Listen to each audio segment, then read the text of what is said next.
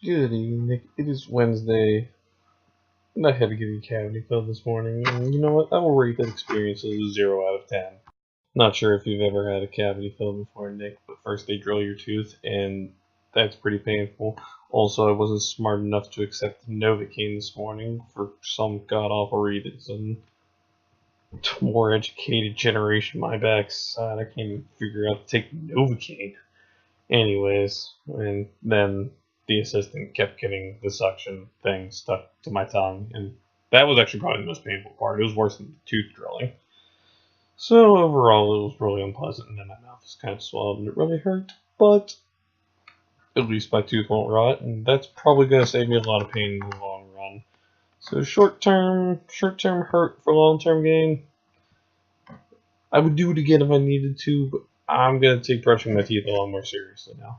So Nick, I was thinking about your video, and I had a pretty interesting, you had a pretty interesting thought in there about how skills such as like speed reading, identifying sources, all that were used to be unique to like a few people are now a pretty everyday common theme amongst everybody. Like everybody does it. And I was wondering, have we ever seen anything like this before in history? Is there anywhere that we can necessarily learn from this?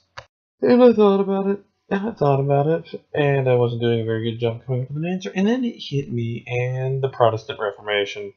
So once upon a time, there's this dude named Martin Luther, and he was this German monk, and he did not agree with some of the stuff that the church was doing, and it's a really complex situation that I could never fit into a 4-minute video if I tried. But one of the things that he did was he started translating the Bible, which had only been in Latin up to that point, into German, because that's what the people in the area spoke, so that they could read the Bible themselves.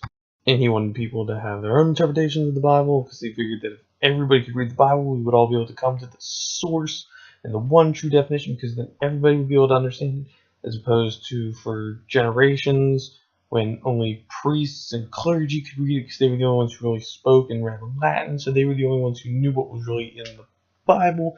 And he had this great idea that everybody was just going to come to the same conclusion. We were going to get to the source, and then there could be no more corruption in the church, which was a super utopian idea. Although a good idea, but it didn't really work that way, Nick, because lots of people had lots of different ideas about that book, and they all had big arguments, and judging by the fact that there are many denominations of Christianity now, we can safely assume that Martin Luther's plan did not work. And up till that point, there was a pretty unified theory on how things in the Bible worked, because there was a small group of people working on it who understood it and could read it.